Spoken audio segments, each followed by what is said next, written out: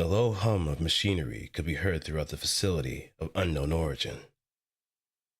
There lies a cryogenic capsule that contains a full-grown man, clothed only in his undergarments. The klaxon of cryogenic capsule activating echoed throughout the facility, but with no one to hear of it. Slowly, the capsule drained the fluids and began thawing the man before initializing its depressurizing process. Latch by latch started to unlock before finally opening up the glass-like shell. When the man came to, he was greeted with the same low hum of machinery that filled the facility. However, there was a sense of familiarity that could be felt from the sensation. Jamais vu, he said to himself with a hint of fascination. The man feels like he has seen this. The man feels like he had seen this scene play out all too well, scanning his surroundings before setting his eyes towards a peculiar device on the wayside.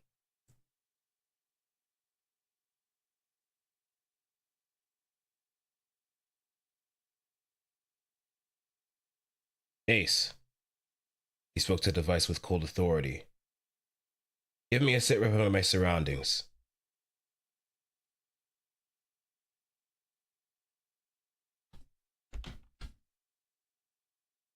The device activated and spoke.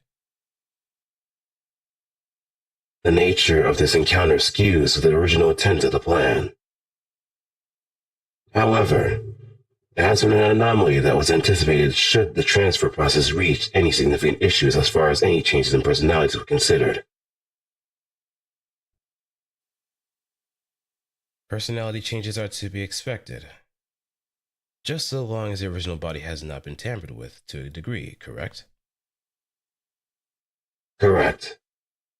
The operation will proceed regardless of such, assuming you will don the identity of Otsdarva integer, correct? The man smiled upon hearing the name in Ace's situation report, as if he knew the script was playing out differently than how it initially started. Yes. That's the name I will be going under after all. Where's my equipment? The equipment is placed in the next room over on the right. It includes the following: Helvetica, a light pistol, Orthrus, an anti-material rifle, and a workbench you can use here for creating whatever you need. There's also a secondary workbench within the hangar that can serve the same purpose, but for lightweight reasons. Good. Just as how I would imagine it. The man now known as Otsdarva integer paused for a moment, as if not to give away too much before finishing his sentence. Otsdarva walked over to the other room and grabbed the equipment with the weapon lock within the weapon locker, as well as the outfit that was left inside for him. Otsdarva then moved to the hangar and saw the giant mechanical suit standing right beside a peculiar circular structure of unknown origin.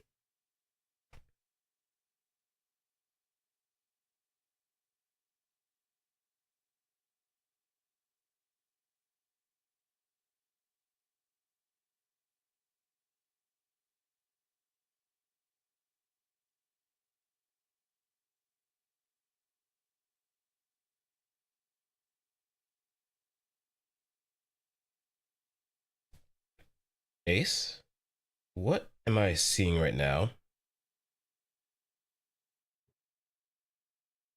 This is the dimensional crossover gate, and the mechanical unit standing beside it is the personal trooper, the DFA-00F Palisade. This will be the main attack unit for you to expand your combat potential going forward. It is equipped with a hybrid Blitz Magnum, which can use the plasma cutter function after unlocking it from its arm holster. It also has a Javelin stake launcher, which fires stakes via pneumatic forces to propel them at high speeds.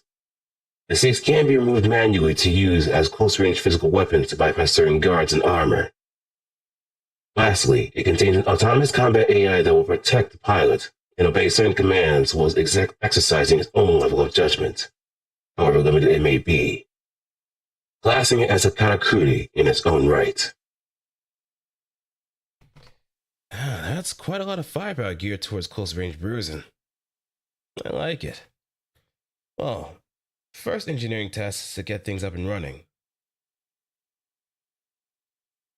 Ace quickly cut in for a moment. Observation.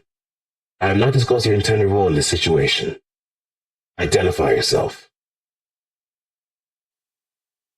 Otsdarva took a moment before giving his answer.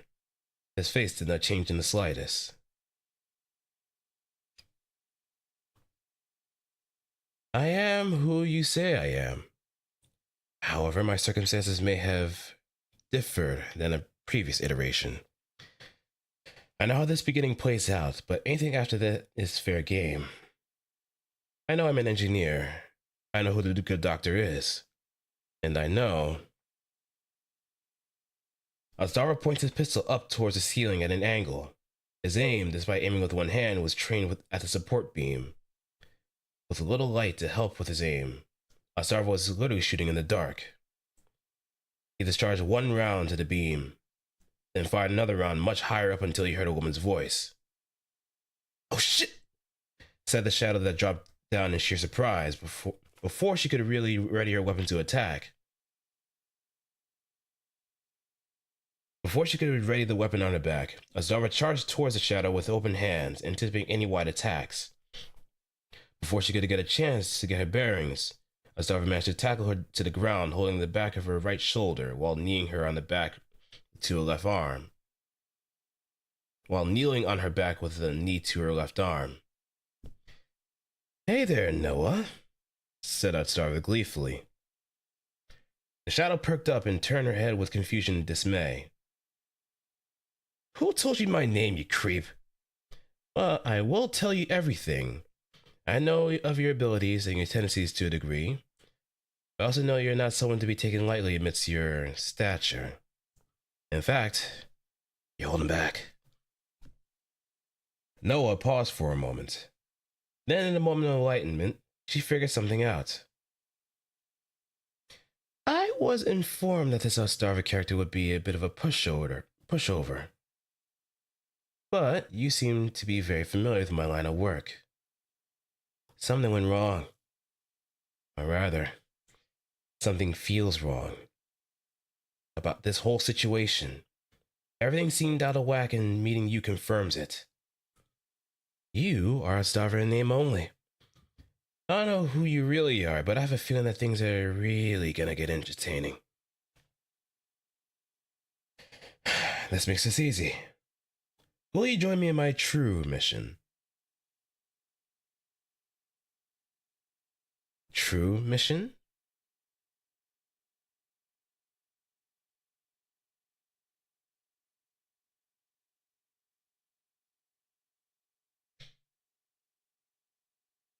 A mission of mayhem. We'll make our way through the ranks, build our resources, gain notoriety, and reign supreme. All while having a grand old time destroying anything in our wake. Noah grabbed Otsdarva by his neck with her feet, and after contorting her back just enough to reach, and threw him behind her and mounted him on his back. "Disappoint me, and I'll really make you pay. You best believe I'll be joining in on the fun, so don't keep me waiting." She dismounted Otsdarva, noticing a strange smile on his face. As he got up from the floor, he began to brush himself off and stared at the door on the left-hand side of the hangar. Our first job begins in restoring power to the facility. The generator room is through there. Then we have to do some unrestrained assets. And we have some unrestrained assets to eliminate before our next set of guests arrive. We're on the clock. So let's hop to it. Aye, aye, boss. Chapter 1, End.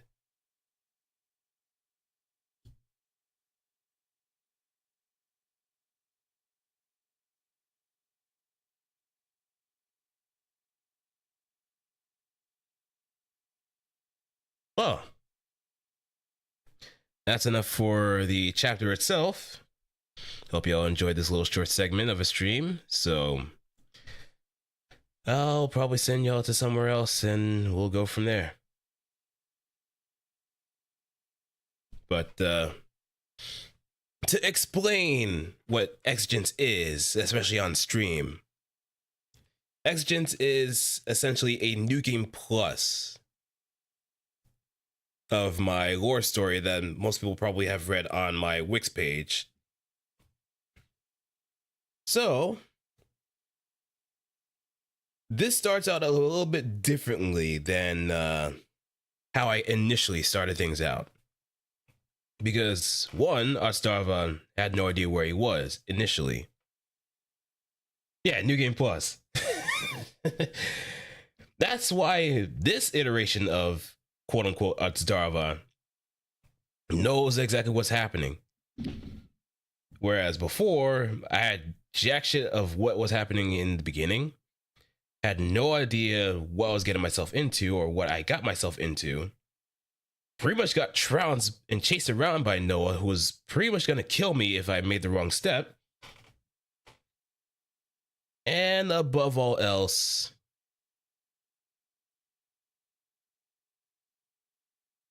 my mission was a little bit more innocent. But it goes back to the poll that I made about roughly a week, maybe at the tail end of July or tail end of August, where I pretty much wanted people to decide on which path I'll be taking further down the line. And this path, the ones I'm going to be doing on stream, is the Mayhem Path. So I'll admit I have gotten a little bit ahead of myself in terms of like how I want to kind of go about the story. But I feel like abbreviating things so I can get to that point faster, so I don't just make the scene in my head and just spoil it for myself there would be an opportune move to do. Because the moment I do that, the moment I kind of lose track of what I wanted to like have some key points establish that, and it's a bit frustrating. Yeah, first run was pretty much a baby deer in the woods. Now the deer has pretty much got his antlers and he knows what to do. So what's this? Are you reading audiobooks? Essentially, I'm just doing like an audiobook format of my lore story. So that's essentially what I'm doing.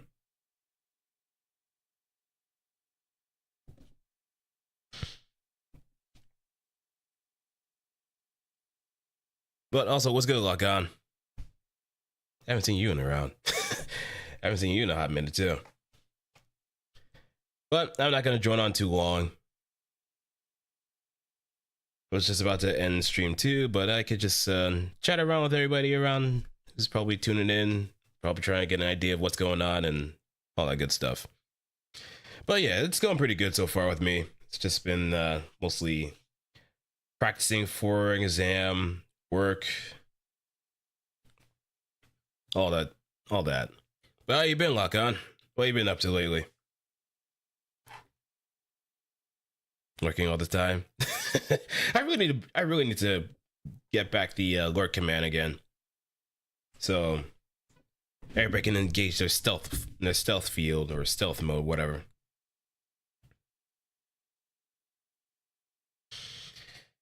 But also kind of shows to me that I don't know why, but I have a very bad habit. Whenever I'm reading certain things, I just ad-lib some things. I just have a really bad habit of ad-libbing things, so if you kind of notice me like messing up in some areas, I'm gonna publish a story. I don't know, if anything. I mean, not until I make a bit of like progress, but I feel like it's just gonna be better for me to just post as I go, because I'm just mostly doing it on a Google Doc. But considering it's also a fan story of some existing property, I doubt that I would actually be able to just publish it at will. So it's just essentially it's a stream exclusive story.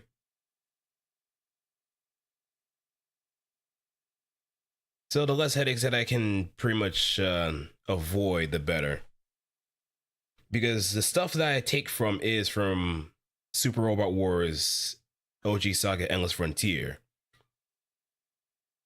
So it's best left as like a small project, so to speak. But of course, I'm gonna add some directions of my own that definitely deviates from the original property. Yeah, this is good practice. Not only for like doing audiobook formats, but also just writing with a bit of brevity this time around. Because I'll admit, my main story, I think I've gone a little bit too hammy trying to make some dialogue work. And what led to that was just a lot of things just bloating up. But this time it kind of takes a bit of a traditional approach as far as like how dialogue works. But I am kind of borrowing a bit of structure from some online novels like the Distortion Detective, where it's no longer this character said this character said that. If you know the characters have been established already within the previous paragraph or previous line, then you know who's talking to each other. That kind of like structure. So that's pretty much easy on me to just incorporate as much as I can. So it's easy to follow along for everybody else. Now, the one thing I'm kind of concerned is how I can pretty much make the action scenes work. Because I tend to go a bit into details like how certain maneuvers are done, or what kind of strikes have been used, or any kind of maneuvers that would probably be like, if you've read like any kind of like newspaper in the sports section, where they describe like what kind of core plays or what kind of critical moments that happen within a match or a game that definitely turn the tide of something. It's something like that, but to a little bit more of a analysis rather than just news. So it's something amongst the lines of that I've tried to like exercise with. But who knows? We'll see how that plays out, and we'll see where that goes further down the line. Especially since I'm already on chapter 3, and I may have a moment where there is just going to be a little bit of action. Or no, wait, actually, there's some action that goes on in chapter 2, but I'm not going to say too much. But I'm going to save it for maybe the next month. Yeah. Or maybe... All right, now that's the other thing, too. I gotta really consider what my pace would be. Maybe do a chapter from the beginning of the month to the end of the month. Maybe that might be like a bit of a bi-weekly or something along the lines of that. Or just monthly. Or just go about doing it on my own way and just figuring out a better way to just approach it. So the realistic thing would be to have more chapters to just do that with. So if anything, it'll probably be by schedule instead of a set kind of time frame.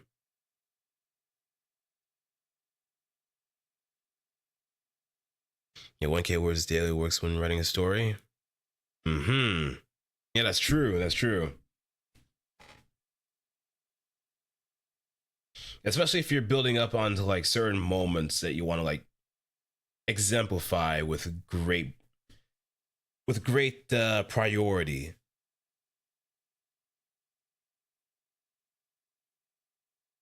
Yeah, 1,000 words definitely sounds very feasible.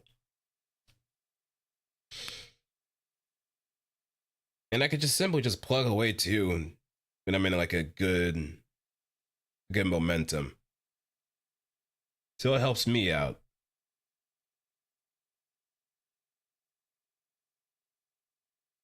But chapter 3 is definitely looking to be a very sizable one to just tackle.